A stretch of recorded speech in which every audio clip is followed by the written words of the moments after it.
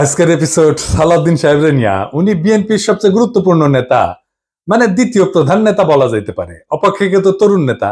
সারা দেশের মানুষের আগ্রহ আছে কলে সালাউদ্দিন সাহেবের বিষয়ে। আমার আছে, হ্যাঁ, আমার ওনার খুব পছন্দই হয়। কেন হয় বলি। প্রথমত, উনি দারুণ সুদর্শন একজন মানুষ। বাংলাদেশের পলিটিশিয়ানদের মধ্যে এমন সুদর্শন আর কেউ আছে কিনা আমার জানা নাই। পলিটিশিয়ানদের বাদ দেন, বাংলাদেশের নাগরিকদের মধ্যে এরকম সুদর্শন পুরুষ খুব কমই পাওয়া যাবে।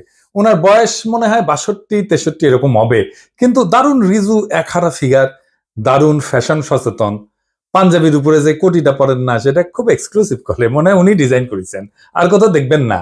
নিজে ডিজাইন করেছেন, আমি শিওর ভবিষ্যতে সালাউদ্দিন কোটি হিসেবে এটা পরিচিতি পাইতে পারে। এগুলো তো গেল প্রশংসার দিক। উনি রূপালী পর্দার সেলিব্রিটি হইলে এই কথাগুলো এনাফ ছিল, কিন্তু উনি রাজনীতিবিদ, বাংলাদেশের প্রধান দলের বলা যায় দ্বিতীয় প্রধান রাজনৈতিক ব্যক্তি। তাই উনার যে কোনো আচরণ, যে কোনো ইতিহাস আমরা একদম মাইক্রোস্কোপের নিচে ফেলা দেখব। আমরা উনার সাম্প্রতিক ঔদ্ধত্য নিয়ে শুরু করতে পারি। দেখেন, একটু লক্ষ্য করেন, সিনিয়রদের প্রতি ওনার ন্যূনতম একটা সম্মান বোধ নাই। এখনই যেন দলের মহা কিছু হয়ে গেছে, মঈন খানকে বক্তব্য দিতে থামাই দিল। পদত্যাগের ব্যাপারে আমরা লিখিত বক্তব্যে জানিয়েছি, আগেও জানিয়েছি। নিরাপত্তা উপদেষ্টা এবং আর দুইজন ছাত্র উপদেষ্টা যাদের কারণ আগেও জানিয়েছি। নিরাপত্তা উপদেষ্টা এবং আর দুইজন ছাত্র উপদেষ্টা যাদের কারণ আগেও জানিয়েছি। নিরাপত্তা উপদেষ্টা এবং আর দুইজন ছাত্র উপদেষ্টা যাদের কারণ। তারপরে মঈন খান বক্তব্য দিচ্ছেন, এটা ওনার সহ্য হইল না, উনি চলে গেছেন। দেখেছেন, দেখেন। যে তিনটি বিষয় নিয়ে আমরা কথা বলেছি আপনারা শুনেছেন, সংস্কার, বিচার এবং নির্বাচন। আমরা স্পষ্ট ভাষায় বলেছি যে উনার নিজের দলের সিনিয়রদের যিনি সম্মান দেন না, উনি দেশের সাধারণ মানুষকে সম্মান দিবেন কিভাবে? আবার ওনার বক্তব্যের টোন দেখেন, মনে হয় ধমকায় ধমকায় কথা বলতেছেন। নিরাপত্তা উপদেষ্টা এবং আর দুইজন ছাত্র উপদেষ্টা যাদের কারণে এই সরকারের নিরপেক্ষতা ক্ষুণ্ণ হচ্ছে, তাদেরকে বাদ দেওয়ার জন্য আমরা আজকেও লিখিত বক্তব্য আমরা দিয়েছি। সেই আশ্বাস ওনারা দেখবেন, আমরা আমাদের বক্তব্য দিয়েছি। আবার পাশাপাশি আমির খসরু মাহমুদের বক্তব্য দেখেন, নম্র বিনয়ী ভাবে বলতেছেন, তাই না? দেখেন, আমি একটু বলি, মূলত সংস্কার এবং বিচার, নির্বাচন, এই তিনটার উপর আলোচনা হয়েছে। তো সালাউদ্দিন সাহেবের টোন দেখেন, আবার দেখেন। নিরাপত্তা উপদেষ্টা এবং আর দুইজন ছাত্র উপদেষ্টা যাদের কারণে এই সরকারের নিরপেক্ষতা ক্ষুণ্ণ হচ্ছে, তাদেরকে বাদ দেওয়ার জন্য আমরা আজকেও লিখিত বক্তব্য আমরা দিয়েছি। মনে হয় ধমকাইতেছেন। উনার ধমকানের কেউ তো দে, হ্যাঁ তো দে না। হ্যাঁ, সে বলে সুপুরে সরাইলে সাংবিধানিক সংকট তৈরি হবে, আর প্রফেসর ইউনূস পদত্যাগ করলে জাতি নাকি বিকল্প বেছে নেবে। মানে সুপুর কোনো বিকল্প নাই। হাসিনার যেমন বিকল্প ছিল না, সুপুরে বিকল্প নাই। যাই হোক, এটা আওয়ামী লীগ বললে তো মানা যাইতো, এটা বিএনপি বলে যে সুপুর কোনো বিকল্প নাই। কোন লেভেলের বেদবি দেখেন। সালাউদ্দিন সাহেবকে নিয়ে কয়েকটা প্রশ্ন উঠছে বলে, খুব গুরুতর প্রশ্ন, যেটার জবাব ওনারে দিতেই হবে, বিএনপিকেও দিতে হবে। কারণ বিএনপি ক্ষমতায় যাইতে চায়, সরকার গঠন করতে চায়, এবং বিএনপির মুখপাত্র সালাউদ্দিন সাহেব। আলাপ উঠিছে যে সালাউদ্দিন সাহেবের পোলা এস আলমের অফিসে বসতেছে। এই ব্যাপারে সালাউদ্দিন সাহেবের বক্তব্য কি? এস আলমের সাথে সালাউদ্দিন সাহেবের সম্পর্ক কি? এটা না একটা ব্যাখ্যা দেশবাসী জানতে চাইতে পারে। সারা দেশে একটা ধারণা প্রবল, সালাউদ্দিন সাহেব শেখ হাসিনার ক্যাশিয়ার, দুর্বৃত্ত, অলিগার্ক এস আলমকে, তার বাণিজ্যিক সাম্রাজ্যকে প্রোটেকশন দিতেছেন। সালাউদ্দিন সাহেবের স্পষ্ট বক্তব্য দেওয়া উচিত, বিএনপির স্পষ্ট বক্তব্য দেওয়া উচিত। সালাউদ্দিন সাহেব যখন ধরা পড়ছিলেন, গুম হয়েছিলেন যে বাসায়, ওইটা এস আলমের একজন কর্মচারীর বাসা ছিল। অদ্ভুত ব্যাপার না? ফিরে আসলেন, যে গাড়ি চললেন সেটাও একজন এস আলমের গাড়ি। সালাউদ্দিন সাহেব গুম কমিশনে জবানবন্দি দিচ্ছেন, এটা সত্য। গুম কমিশন একটা ফ্যাক্ট ফাইন্ডিং কমিশন। এখানে জবানবন্দি দিলে গুমের বিচার হবে না। গুমের বিচারের জন্য আন্তর্জাতিক অপরাধ ট্রাইব্যুনালে অভিযোগ দায়ের করতে হবে। সালাউদ্দিন সাহেব আন্তর্জাতিক অপরাধ ট্রাইব্যুনালে কোনো অভিযোগ জমা দেন নাই, আজকা পর্যন্ত জমা দেন নাই। এটা নিয়ে ইলিয়াস বলছিল, ইলিয়াসকে কি গালাগালি সবাই। ইলিয়াস তো ভুল বলে নাই। সালাউদ্দিন সাহেবের গুমের বিচার হোক, উনি ট্রাইব্যুনালে অভিযোগ দায়ের করেন। উনি কেন করেন নাই এখনো পর্যন্ত অভিযোগ দায়ের, এই প্রশ্ন ওনাকে করাই যায়, এবং রাজনৈতিক নেতা হিসেবে এটার জবাব ওনাকে দিতেই হবে। এবার আসি ওনার গুম হওয়ার পরের ঘটনা নিয়ে। ওনার গুমের বিষয় নিয়ে প্রশ্ন তুললে ইলিয়াস, তাসনিম খলিল লিখছে, বিএনপি নেতা সালাউদ্দিন আহমেদ র্যাবের হাতে বলপূর্বক অন্তর্ধানের শিকার হয়েছিলেন, ব্র্যাকেটে গুম। বিএসএফ এর মাধ্যমে তাকে বর্ডার ক্রস করায় Indian national investigation agency NIA এর হাতে তুলে দেওয়া হয়। বাংলাদেশ এবং ইন্ডিয়ান রাষ্ট্রীয় বাহিনীর হাতে বলপূর্বক অন্তর্ধান এবং এক্সট্রাঅর্ডিনারি রেন্ডিশনের একজন সার্ভাইভারকে নিয়ে যারা কুৎসিত প্রপাগান্ডা করছো, তাদের উপরে মজলুমের লানত। হ্যাঁ, ঠেলায় পড়লে নাকি বাঘে ধান খায়। আর পার্সিকুলার তাসনিম খলিল ঠেলায় পড়লে ইসলামী ভোকাবুলারি ইউজ করে, লানত ইউজ করেছে। যার জন্য ইউজ করেছে তারে ধন্যবাদ। ইলিয়াসের কারণে হাজার হোক, লানত শব্দটাতে ইউজ করেছে। সাউদ্দিন সাহেবের গুমের বিষয়ে আমরা সবসময় কথা বলছি, সবাই, ইলিয়াসও বলছে, সবসময় ওনার পক্ষে দাঁড়াইছে, ইলিয়াসও দাঁড়াইছে। আমাদের সকলের সহমর্মিতা আছে, সমবেদনা আছে। কিন্তু গুম পরবর্তী সময় ওনার কিছু কাজকর্ম প্রশ্নের উদ্বেগ করছে, যার জবাব ওনাকে দিতে হবে, কারণ উনি পলিটিশিয়ান। যাই হোক, উনি গুম হয়েছেন, এটার কারণে ওনাকে কোনো ইনডেমনিটি দেওয়া তো সম্ভব না। সম্ভব না। যাই হোক, এই প্রসঙ্গে বিস্তারিত না যে আমরা সালাউদ্দিন সাহেব গুমের পরে কেমন মজলুমের জীবন কাটাইছেন সেটা একটু দেখি। এটা শিলং এর সানরাইজ গেস্ট হাউস। ওইখানে সালাউদ্দিন সাহেব ছিলেন, হ্যাঁ, পুরো সময়টাই। রিভিউ ভালো, ভালো প্রপার্টি, মাশাআল্লাহ। শিলং এ কেউ বেড়াইতে যেতে চাইলে থাকতে পারেন, দেখেছেন, দেখেন কি সুন্দর জায়গাপত্র, দেখেছেন, এখানে সব ব্যবস্থা ভালো। ভিতরে যেখানে সালাউদ্দিন সাহেব দর্শনার্থীদের লুঙ্গি পরে দেখা দিতেন, সেটার ছবিও আছে, মিলাই দেখে নিয়েন। অতি আনন্দময় সফরের নিশ্চয়তা দিলাম, বিফলে মূল্য ফেরত দেওয়া হবে। আমরা কলে এই সানরাইজ গেস্ট হাউস কোনো পয়সা করে দেয় নাই বিজ্ঞাপনের জন্য, ফ্রি করলাম আর কি। পরিবেশটা সুন্দর না, কোনো হইচই আছে? হ্যাঁ, নাই। এখানে কিন্তু পুরো সময়টাই কাটিয়েছেন। উঠিছেন মে মাসের 2015 সালে। তার 2 মাস পরে ডেইলি স্টার এই রিপোর্টটা ছাপে, তিনি কেমন আছেন। এটা একটা বিলাসবহুল গেস্ট হাউস, রিপোর্টেই কইছে 4টা বেডরুম, উনি 2টা রুম ভাড়া নিছিলেন, কিন্তু থাকতেন একাই। দেখেন রিপোর্টে বলা আছে, অন্তত এই রিপোর্টে তাই বলতেছে। কিচেন আছে, খুব চমৎকার ড্রয়িং রুম আছে, ফায়ার প্লেস আছে, সবুজ লন আছে, পিসের সবুজ লন, এটা দেখে দেন, এইটা সে লাইব্রেরি আছে, বার আছে, তাতে মদ্যজাতীয় পানীয় আছে। সাদিন সাহেব একা একা খেলেন, হাঙ্কার দিয়েছে, খাবেন না, কিছু করলাম নাহিনি। তাইলে সাদিন সাহেব একটা কথা কই, যে সত্যেন্দ্রনাথ দত্ত আছে না, ওনার মদিরা মঙ্গল নামে একটা প্যারোডি আছে। ওই যে ডিএল রায়ের বঙ্গ আমার জননী, আমার ধাত্রী, আমার দেশ, একটা গান আছে না, ওইটা দিয়ে এটা একটা প্যারোডি বানিয়েছিলেন, মদিরা মঙ্গল। উনি কইছিলেন, মদ্য আমার, পানীয় আমার, শরাব আমার পেগ, কেন কোম্পানির নজর দিল গো, কেন হলো গো ডিউটি পেগ, মানে ডিউটি বেড়ে গেছিল। তো উনি মনের দুঃখে এই প্যারোডি লিখেছিলেন। তারপরে লিখেছেন, নিরামিষেই যকৃতটা শুধু বৈরাগী সম করিছে শেখ, রাগ্গি আমার, মাগ্গি আমার, ভাগ্যি আমার পেগ। হ্যাঁ, আপনাদের প্রিয় রঠা মানে রবি ঠাকুর, মানে বিএনপির প্রিয়। তো রবি ঠাকুরের একটা গান বলি আর কি, আপনারা নাকি রবি ঠাকুরের গানকে জাতীয় সঙ্গীত বানাইতে পারিয়া কৃতজ্ঞ, সেজন্য ওনার একটা না বললে কেনকা করে হয়। মানে চিরকুমার সভা এটা লেখা আছে, ওরা অক্ষয় বলে একজন চরিত্র আছে, ওই গাইতেছে, ওই গাইছে কি জানেন, অভয় দাও তো বলি আমার উইস্কি, মানে ইচ্ছা, অভয় দাও তো বলি আমার উইস্কি, 100 টাকা সোডার জলে বাকি 3 পোয়া হুইস্কি। হ্যাঁ, আমাকে না একবার খাওয়ায় না সালদিন সাহেব, 100 টাকা সোডার জলে বাকি 3 পোয়া হুইস্কি খাওয়ায়। এটা আমার উইশ থাকলো আপনার কাছে। পুরা বাংলাটা নিজে তো ভাড়া করেছিলেন, তো বাংলাদেশি টাকায় কত, 1.5 লাখ টাকা মাসে। আমার একজন পার্সোনাল অ্যাসিস্ট্যান্ট ছিল, ম্যানেজার ছিল, 2জন কেয়ারটেকার ছিল, 2জন মালি ছিল, একটা হাইলি সিকিউরিড এরিয়া, কাছেই এয়ারফোর্সের অফিস, আর কয়া হয়েছে একটা গোয়েন্দা সংস্থার অফিস। আমরা ধারণা করি এটা রয়্যাল অফিস। কে রাখলো ওখানে ওনাকে?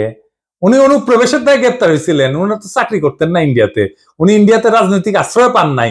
ওনার এই সুপার ফ্যাবুলাস লাইফস্টাইলের টাকা কে দিছে? টাকা কে দিছে?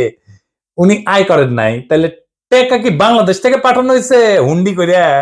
হুন্ডি আপনি করতে পারেন, এটা অর্থ পাচার না? এইগুলো লেজিট এবং বৈধ প্রশ্ন। আপনারা বলতে হবে টাকাটা কে দিছিল, কেঙ্কা করে গেছিল। এইবার একটা চমক, বিশাল চমক, সিট বেল্ট বাইন্ধে নেন, যা দেখবেন তাতে অজ্ঞান হয়ে পড়ে যেতে পারেন সিট থেকে। কি সেই চমক? সাউদ্দিন সাহেবের সঙ্গে দেখা করতে গেছে কিছু লোক ওই শিলং এর বাংলোতে। তার মধ্যে ছবিতে ডাইন পাশে গালে হাত দিয়া বসে আছে ব্যক্তিটা কে? হ্যাঁ, ব্যক্তিটা গুরুত্বপূর্ণ, কারণ সালাউদ্দিন সাহেবের সাথে সকল মিটিং এ তার উপস্থিতি দেখা যায়। সে ঠিক ওই একই চেয়ারে বসে এইটা সাহেব আপনি দুটা ছবি পাশাপাশি দেখান না।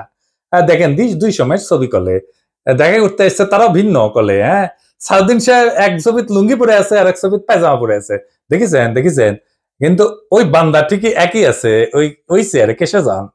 কেসে যান তার নাম কি জানেন? তার নাম বিপ্লব পার্থ। চট্টগ্রামে তাকে সবাই চেনে আওয়ামী লীগের একজন লেসপেন্সার, আওয়ামী লীগের একজন কর্মী এবং ভারতীয় এজেন্ট হিসেবে। আওয়ামী লীগের 15 বছর পুরোটা সময় দাপটের সাথে জীবনযাপন করে গেছেন। ছিলেন চট্টগ্রাম মহানগর আওয়ামী লীগের সাধারণ সম্পাদক আজম নাসির উদ্দিনের অন্যতম ডাইন হাত। আজম নাসিরের অনলাইনে একটা পোর্টাল ছিল, তার নাম ছিল জয় নিউজ।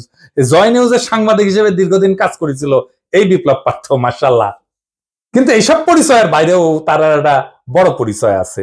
বিপ্লব পার্থর মূল পরিচয়, সে ইসকনের চট্টগ্রাম বিভাগের মিডিয়া সেলের সমন্বয়ক।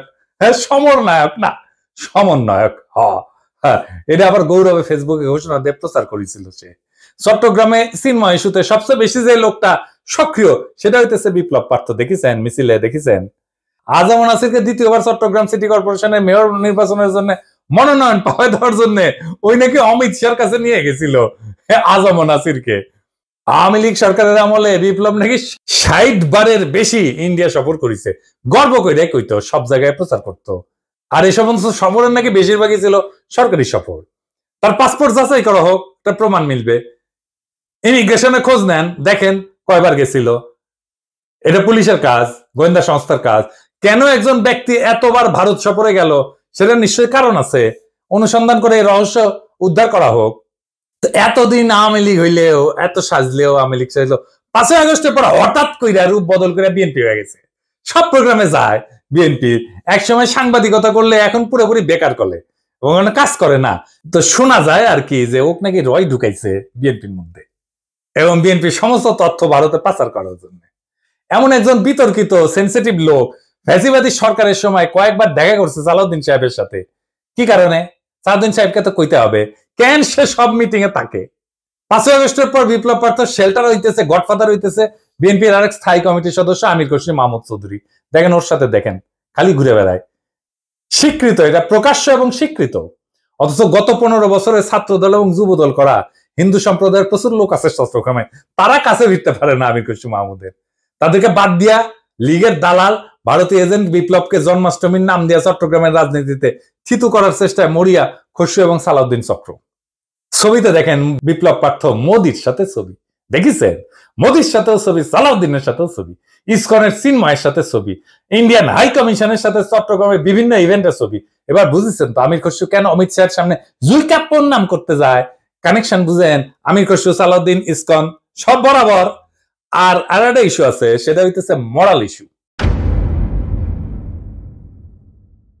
আমার স্কুলে বড় ভাই ডাক্তার ফিরোজ খুব ভালো ছাত্র ছিলেন। ডাক্তারি শেষ কইরা উনার ক্যারা উঠেছিল, উনি পলিটিক্স করবেন। খালেদা জিয়ার অ্যাসাইনমেন্ট অফিসার ছিলেন, খুব দাপুটে নেতা ছিলেন বিএনপির। শুনতাম উনি নাকি দুর্নীতি করে ফাটাই ফেলিছে। হ্যাঁ, তারপরে শুনি 1/11 পর অস্ট্রেলিয়াতে গেছে। একটা ছোট্ট ঘরে 2 মেয়ে সহ পুরা পরিবার নিয়ে থাকতেন। ওই একই ঘরে থাকা, ঘুমানো। নিজে নাইট গার্ডের চাকরি করেছেন ডাক্তার হইয়া। হারিস চৌধুরী সিলেটের জমিদার বংশের ছেলে ছিল। রাজনীতি করে এসে সব হারিয়েছিলেন। 1/11 পরে থাকতেন পান্থপথে, খুবই দিনহীন ভাবে, পরিচয় লুকায়। মারাও গেছেন পরিচয় লুকায়। বেওয়ারিশ হিসাবে তাকে দাফন করা হয়েছিল। নিরাপত্তার কারণে পেট চালানোর জন্য চাঁদনি চকে কাপড়ের দোকানে কর্মচারীর কাজ করতেন। সেরা পাঞ্জাবি পরতেন। রিক্সায় চড়ার পয়সা ছিল না, হাইটা যেতেন। মির্জা ফখরুল নিজেই বলছেন এই আওয়ামী লীগের আমলে বিএনপির নেতা কর্মীরা বাড়ি ছাড়া হয়ে ঢাকায় এসে রিক্সা চালায়, উনি কান্দিছিলেন, ফ্যাস ফ্যাস করে কান্দিছিলেন। আর আপনি সালাউদ্দিন সাহেব রাজার হালে থাকেন, শিলংয়ে লজ্জা লাগে না? সালাউদ্দিন সাহেব, আপনার ভারতে থাকার টাইমে সকল খরচা কিভাবে করেছেন জাতিকে জানাইবেন। ইসকনের সাথে আপনার কি সম্পর্ক সেটাও জানাবেন। জাতির এটা জানার অধিকার আছে। 1975-এ সোহরাওয়ার্দীর বডিগার্ড জয় বাংলা হয়ে যাওয়ার পরে বেশ কিছু বছর কাটাল রানী ইন্ডিয়া ছিল। সেখান থেকে বাংলাদেশে ফিরে আমাদের উপরে স্টিম লোডার চালাইছে ফ্যাসিবাদের ছাদ দিয়ে, আবার ভারতে পালায় গেছে। অনেকে বলে হাসিনা পালায় যাওয়ার পরে সালাউদ্দিন নামের এই বিএনপির নেতাকে ভারত বাংলাদেশে পুশব্যাক করে দিছে। এতদিন আসতে পারেননি উনি, তারপরে 1 সপ্তাহ যায়নি হাসিনা পড়ছে উনারে পেটে দিল, আগে পাঠাচ্ছিল না। কাকতালীয় ভাবে জীবনের বড় একটা সময় হাসিনার চেয়েও বেশি সময় ভারতেই ছিলেন। তো এই সালাউদ্দিন সাহেব ইদানিং হাসিনার মতো উদ্ধতভাবে কথাবার্তা বলা শুরু করেছেন। সামনে ওনাকেও সম্ভবত আমরা হাসিনার প্রতিবেশী হিসেবে ভারতে দেখতে পাবো। মাশাআল্লাহ। সালাউদ্দিন সাহেব, মানুষ আপনারা ইন্ডিয়ান মাল বলে, আপনি শুনেন না, কিন্তু ক্যামেরা ঠিকই শুনে। এই যে দেখেন, আপনারা কয় ইন্ডিয়ান মাল আসিছে।